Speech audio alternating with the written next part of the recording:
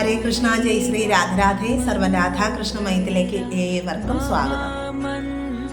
ഭഗവാന്റെ കഥകൾ പറയാൻ വന്നിട്ട് കുറച്ച് ദിവസമായി. കുറച്ച് തിരക്കുകളും ശാരീരിക ബുദ്ധിമുട്ടുകളും ഒക്കെ ഉണ്ടായതുകൊണ്ടാണ് കഥ പറയാൻ അല്പം വൈകിയത്. ഏവരും ക്ഷമിക്കുക. ഭഗവാന്റെ, അതായത് മഹാദേവന്റെ ഭക്തിയെ വർദ്ധിപ്പിക്കുന്ന പിപ്പല അവതാരം, ആ അവതാരത്തെ കുറിച്ചാണ് ഇന്ന് പറയാനായിട്ട് പോകുന്നത്.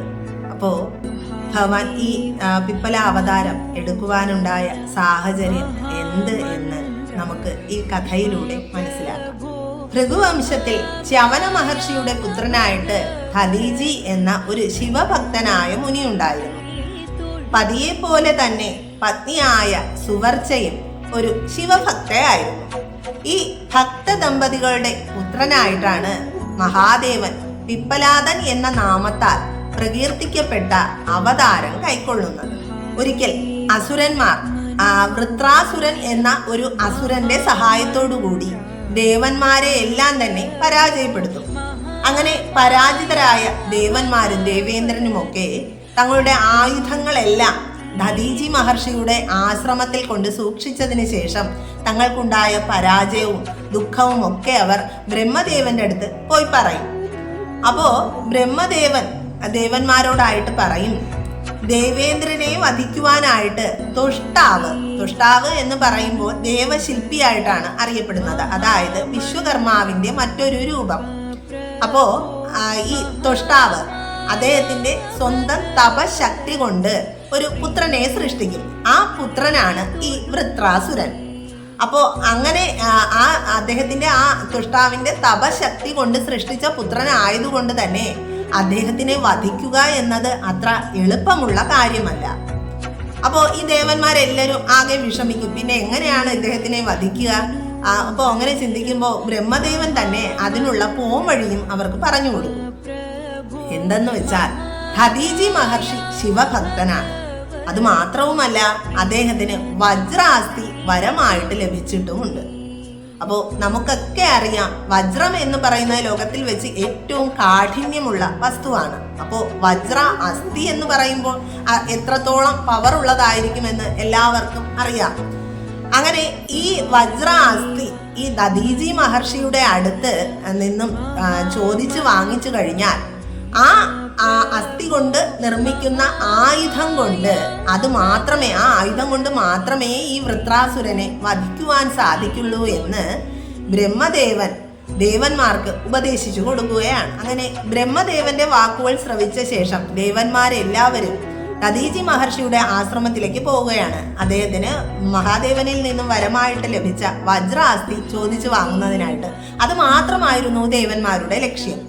ഏവർക്കും അറിയാവുന്ന കാര്യമാണ്, ഒരു വ്യക്തിയുടെ ശരീരം അല്ലെങ്കിൽ മരണം സംഭവിച്ചാൽ മാത്രമേ ആ മനുഷ്യന്റെ അസ്ഥി എടുക്കുവാനായിട്ട് സാധിക്കുകയുള്ളൂ. ഇന്നത്തെ ഈ ഒരു കാലഘട്ടത്തിലാണ് ഇങ്ങനെ ഒരു ആവശ്യം പറഞ്ഞുകൊണ്ട് ചെന്നാൽ എന്തായിരിക്കും അവസ്ഥ? അടി എപ്പോൾ കിട്ടി എന്ന് ചോദിച്ചാൽ മതി, അല്ലേ? പക്ഷേ ദധീചി മഹർഷി അങ്ങനെയുള്ള ഒരു വ്യക്തിയായിരുന്നില്ല. അദ്ദേഹം ഒരു പരോപകാരിയായിരുന്നു. നല്ലത് നടക്കുന്നതിന് വേണ്ടി എന്തും ദാനം ചെയ്യുന്നതിന് അദ്ദേഹത്തിന് സന്തോഷം മാത്രമേ ഉണ്ടായിരുന്നുള്ളൂ. അങ്ങനെ ഈ ദേവന്മാരെല്ലാവരും കൂടി ആശ്രമത്തിലേക്ക് ചെല്ലുമ്പോൾ ദധീചി മഹർഷിയും അദ്ദേഹത്തിന്റെ പത്നിയും ഒരുമിച്ച് നിൽക്കുകയായിരുന്നു. അങ്ങനെ അവരെ സാദരം വണങ്ങിയതിന് ശേഷം അതായത് സാദരം വണങ്ങി അനുഗ്രഹമൊക്കെ മേടിക്കും. അപ്പോഴും ദധീചി മഹർഷിക്ക് അറിയാം ഈ ദേവന്മാർ വന്നതിന്റെ ആഗമനോദ്ദേശം എന്താണ്. കാരണം അദ്ദേഹം മഹാദേവന്റെ പ്രിയ ഭക്തനാണ്, അതുമാത്രമല്ല മഹാജ്ഞാനിയാണ്. അതൊക്കെ കൊണ്ട് തന്നെ അദ്ദേഹത്തിന് വന്ന കാര്യം മനസ്സിലാവും. അപ്പോൾ തന്നെ ദധീചി മഹർഷി തന്റെ പത്നിയായ സുവർച്ചയെ ആശ്രമത്തിന് ഉള്ളിലേക്ക് അയക്കുകയും നിത്യകർമ്മങ്ങൾ ചെയ്യുവാനായിട്ട് പറയുകയും ചെയ്യും.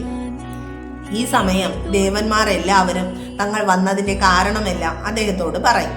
വൃത്രാസുരനെ ഭയന്നുകൊണ്ട് ശിവഭക്തനായ അങ്ങയെ ഞങ്ങൾ അഭയം പ്രാപിച്ചിരിക്കുകയാണ്. വൃത്രാസുരനെ വധിക്കണമെങ്കിൽ അങ്ങയ്ക്ക് മഹാദേവനിൽ നിന്നും വരമായിട്ട് ലഭിച്ച ആ വജ്രാസ്തി കൊണ്ട് നിർമ്മിക്കുന്ന ആയുധം കൊണ്ട് മാത്രമേ സാധിക്കുകയുള്ളൂ. അതുകൊണ്ട് അങ്ങയുടെ വജ്രാസ്തി ഞങ്ങൾക്ക് ദാനമായി നൽകണം എന്ന് ദധീചി മഹർഷിയോട് ദേവേന്ദ്രൻ അഭ്യർത്ഥിക്കുകയാണ്. അപ്പോൾ ആദ്യമേ പറഞ്ഞു കഴിഞ്ഞു, ദധീചി മഹർഷി ശിവഭക്തൻ മാത്രമല്ല, അദ്ദേഹം ഒരു പരോപകാര തത്പരനും കൂടിയാണ്. അതുകൊണ്ട് തന്നെ ദേവേന്ദ്രന്റെ ഈ ആഗ്രഹം സാധ്യമാക്കി കൊടുക്കുന്നതിന് അദ്ദേഹം സന്നദ്ധനാവുകയാണ്. അങ്ങനെ തൻ്റെ സ്വാമിയായ മഹാദേവനിൽ മനസ്സ് ലയിപ്പിച്ചുകൊണ്ട് സുഹൃതിയായ ആ മുനി തൻ്റെ ശരീരത്തിൽ നിന്നും അദ്ദേഹത്തിൻ്റെ ജീവൻ വെടിയുകയാണ്. അങ്ങനെ അദ്ദേഹം പരമാത്മാവിൽ ലയിക്കുകയാണ്. ഈ സമയം ദേവേന്ദ്രൻ അദ്ദേഹത്തിൻ്റെ അസ്ഥികൾ എടുക്കുകയും ദേവശില്പിയെ അതായത് ആയുധങ്ങൾ നിർമ്മിക്കുന്നതിന് വേണ്ടിയിട്ട് അത് ഏൽപ്പിക്കുകയും ചെയ്യും. മഹാദേവന്റെ തേജസ് കൊണ്ട് ദൃഢത പൂണ്ട ആ അസ്ഥി കൊണ്ടാണ് വജ്രായുധം നിർമ്മിക്കുന്നത്. വജ്രായുധം മാത്രമല്ല, അനേകം ആയുധങ്ങളും ആ അസ്ഥി കൊണ്ട് നിർമ്മിക്കും. അങ്ങനെ ദേവേന്ദ്രൻ ആ വജ്രായുധം കൊണ്ട് വൃത്രാസുരനെ വധിക്കുകയും ചെയ്യും. എന്നാൽ ആശ്രമത്തിനുള്ളിലായിരുന്ന ദധീചി മഹർഷിയുടെ പത്നിയായ സുവർച്ച ഈ വിവരങ്ങളൊന്നും തന്നെ അറിയുന്നുണ്ടായിരുന്നില്ല. അവർ കർമ്മങ്ങളെല്ലാം അനുഷ്ഠിച്ചതിന് ശേഷം ആശ്രമത്തിന് വെളിയിൽ വരുമ്പോഴാണ് തൻ്റെ പതിക്കുണ്ടായ അത്യാഹിതത്തെ പറ്റിയും അതിന് കാരണക്കാർ ദേവന്മാരാണ് എന്നുമുള്ള വിവരം അറിയുന്നത്. അങ്ങനെ സ്വന്തം കാര്യം മാത്രം നോക്കുന്ന ദേവന്മാരെ അവർ ശപിക്കും. ഈ ദേവന്മാരെല്ലാവരും തന്നെ പശുക്കളായി തീരട്ടെ എന്നായിരുന്നു ആ ശാപം. അങ്ങനെ വിവേകബുദ്ധിയില്ലാത്ത മൃഗങ്ങളായി തീരട്ടെ എന്ന് ശപിച്ചതിന് ശേഷം ദധീചി മഹർഷിയുടെ പത്നിയും തൻ്റെ പതി പോയ സ്ഥലത്തേക്ക് പോകുവാനായിട്ട് ശുദ്ധമായ വിറകുകൾ കൊണ്ട് ചിതയൊരുക്കും. അപ്പോൾ അവർക്ക് ഒരു അശരീരി കേൾക്കാനായിട്ട് ഇടയാകും. അതായത് സാഹസം കാട്ടരുത്, മുനി തേജസ്സോടു കൂടിയ പുത്രന് ജന്മം നൽകുക, ഗർഭസ്ഥ ശിശുവിനെ സംരക്ഷിക്കുക എന്നതായിരുന്നു ആ അശരീരി. അങ്ങനെ ഈ സുവർച്ച എന്ന് പറയുന്ന ദധീചി മഹർഷിയുടെ പത്നിക്ക് ഈ അശരീരി കേൾക്കുമ്പോൾ ആകെ അത്ഭുതമുണ്ടാകും. അങ്ങനെ അവർ ഒരു കല്ലെടുത്ത് തൻ്റെ വയർ പിളർക്കും. അങ്ങനെ ആ ജഡരത്തിൽ നിന്നും തേജോമയനായ ഒരു പുത്രൻ ജാതനാകും. എല്ലാ ദിക്കുകളിലും പ്രകാശം പരത്തിക്കൊണ്ട് ആ പുത്രൻ ഭൂമിയിലേക്ക് ഭൂജാതനാകുകയാണ്. അങ്ങനെ സുവർച്ച ആ പുത്രനെ സാദരം പ്രണമിക്കുകയും സ്തുതിക്കുകയും ഒക്കെ ചെയ്യും. എന്നിട്ട് സുവർച്ച ഇപ്രകാരം പറയും: ഇവിടെ സമീപത്തുള്ള ആലിനരികത്ത് നീ വസിക്കുക, എല്ലാവർക്കും സുഖ സന്തോഷങ്ങൾ നൽകിക്കൊണ്ട് നീ വളരെ കാലം ജീവിക്കുക, എന്നെ സന്തോഷത്തോടുകൂടി പതിയുടെ ലോകത്തിലേക്ക് യാത്രയയക്കുക, രുദ്രസ്വരൂപിയായ നിന്നെ ഞാൻ അവിടെ ഇരുന്ന് ധ്യാനിക്കാം എന്നായിരുന്നു സുവർച്ച മുനിപുത്രനോട് പറഞ്ഞത്. അങ്ങനെ തന്റെ പുത്രന് വേണ്ട നിർദ്ദേശങ്ങൾ എല്ലാം നൽകിയതിനു ശേഷം ആ മാതാവ് തന്റെ പതിയുടെ ലോകത്തിലേക്ക് പോവുകയും ശിവലോകത്തിൽ ചെന്ന് തന്റെ പതിക്കൊപ്പം മഹാദേവനെ സേവിക്കുകയും ചെയ്യും. അങ്ങനെ ദധീചി മഹർഷിയുടെയും സുവർച്ചയുടെയും പുത്രനായിട്ട് ശിവഭഗവാൻ അവതരിക്കും. അങ്ങനെ മഹാദേവന്റെ ഈ ഒരു അവതാരത്തെ കുറിച്ച് അറിയുന്ന മഹാവിഷ്ണുവും ബ്രഹ്മദേവനും ദേവാദിദേവന്മാരെല്ലാവരും അവിടെ എത്തുകയും മഹാദേവന്റെ ഈ രുദ്ര അവതാരം ഒരു ഉത്സവമാക്കി മാറ്റുകയും ചെയ്യും. അങ്ങനെ ബ്രഹ്മദേവനും മഹാവിഷ്ണുവും ദേവാദിദേവന്മാരെല്ലാവരും ചേർന്നുകൊണ്ട് ഭഗവാന്റെ ഈ രുദ്ര അവതാരത്തിന് വിധിപ്രകാരമുള്ള എല്ലാ കർമ്മങ്ങളും അനുഷ്ഠിച്ചതിന് ശേഷം ബ്രഹ്മദേവൻ അദ്ദേഹത്തിന് പിപ്പലാദൻ എന്ന് നാമകരണം നടത്തുകയും ചെയ്യും. ആലിൻ്റെ മറ്റൊരു പേരാണ് പിപ്പലാദി എന്ന് പറയുന്നത്. അപ്പോൾ ആലിൻ്റെ സമീപം വസിച്ചവൻ എന്ന അർത്ഥത്തിലാണ് പിപ്പലാദൻ എന്ന നാമകരണം നടത്തുന്നത്. ലോകത്തിന്റെ ശ്രേയസിനായിട്ട് പിപ്പലാദൻ അനേക വർഷക്കാലം തപസ്സനുഷ്ഠിക്കും.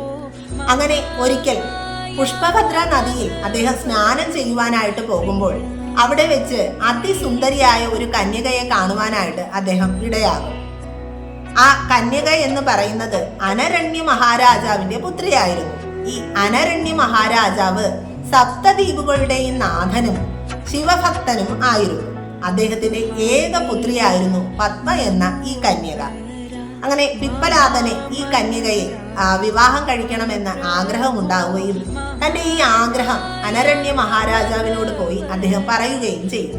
എന്നാൽ രാജാവിന് ഈ വിവാഹം ഒട്ടും ഇഷ്ടമല്ലായിരുന്നു. കാരണം അദ്ദേഹത്തിൻ്റെ ഒരേ ഒരു പുത്രിയാണ്. ആ പെൺകുട്ടിയെ ഒരു രാജാവിന് വിവാഹം കഴിച്ചു കൊടുക്കണം എന്നതായിരുന്നു അദ്ദേഹത്തിൻ്റെ ആഗ്രഹം. എന്നിരുന്നാൽ തന്നെയും മുനിശാപം കിട്ടിയാലോ എന്ന് ഭയന്ന് പിപ്പലാദന് തന്റെ പുത്രിയായ പത്മയെ വിവാഹം ചെയ്ത് കൊടുക്കും. വാക്കുകൊണ്ടും മനസ്സുകൊണ്ടും തന്റെ കർമ്മം കൊണ്ടും ശ്രീഹരി വിഷ്ണുവിനെ മഹാലക്ഷ്മി എങ്ങനെയാണോ സേവിക്കുന്നത് അതുപോലെയായിരുന്നു പിപ്പലാദനെ പത്മയും സേവിച്ചിരുന്നത്. തന്റെ പത്നിയുടെ സേവനത്തിൽ സന്തുഷ്ടനായ പിപ്പലാദൻ യുവത്വം സ്വീകരിക്കുകയും പതിധർമ്മമനുസരിച്ച് ജീവിതം ആരംഭിക്കുകയും ചെയ്യും. അങ്ങനെ അവർക്ക് മഹാശ്രേഷ്ഠന്മാരും മഹാജ്ഞാനികളും തപസ്സികളുമായിട്ടുള്ള അനേകം പുത്രന്മാർ ഉണ്ടാവുകയും ചെയ്യും. നാനാലീലകളാടുന്ന മഹാദേവന്റെ ഒരു അവതാരമാണ് പിപ്പലാവതാരം. ഏവരെയും പീഡിപ്പിക്കുന്ന ഒരു ഗ്രഹമാണല്ലോ ശനിദേവൻ. ശനി പീഡയാൽ വിഷമിക്കുന്ന ശിവഭക്തരെ പിപ്പലാവതാരമായ മഹാദേവൻ അനുഗ്രഹിക്കുന്നത് ഇപ്രകാരമാണ്. ജന്മം മുതൽ 16 കൊല്ലം വരെയും ശിവഭക്തർക്ക് ശനിപീഡ ഏൽക്കുകയില്ല. ശിവഭഗവാന്റെ വാക്കുകൾ പരിഗണിക്കാതെ ശനിദേവൻ ശിവഭക്തരെ പീഡിപ്പിക്കുകയാണെങ്കിൽ ആ പീഡനങ്ങൾ ഒന്നും തന്നെ അവർക്ക് ഏൽക്കുകയില്ല. ആ പീഡനങ്ങൾ എല്ലാം തന്നെ ഭസ്മമാക്കപ്പെടും. ശിവാജ്ഞ അനുസരിച്ച് അതായത് ശിവഭഗവാന്റെ ഈ ആജ്ഞ ശിരസാ വഹിച്ചുകൊണ്ടാണ് ശനിദേവൻ പ്രവർത്തിക്കുന്നത്. പത്മാചരിതത്തോടു കൂടിയ പിപ്പലാദ ചരിതം വായിക്കുകയും കേൾക്കുകയും ചെയ്യുന്നവർക്ക് ശനിപീഠ ഒരിക്കലും ബാധിക്കുകയില്ല. സകല ഗ്രഹദോഷങ്ങളും പാപങ്ങളും ഒക്കെ അകറ്റുന്നതാണ് ഈ പിപ്പലാദ ചരിതം. ഇത് വായിക്കുന്നതിലൂടെ ശിവഭക്തി വർദ്ധിപ്പിക്കുവാനും സാധിക്കും. ഏവർക്കും മഹാദേവന്റെയും രാധാകൃഷ്ണന്മാരുടെയും അനുഗ്രഹം ഉണ്ടാകട്ടെ എന്ന് പ്രാർത്ഥിച്ചുകൊണ്ട് സർവം ശ്രീ രാധാകൃഷ്ണാർപ്പണമസ്തു. ജയ് ശ്രീ രാധേ രാധേ. ഹര ഹര മഹാദേവ്.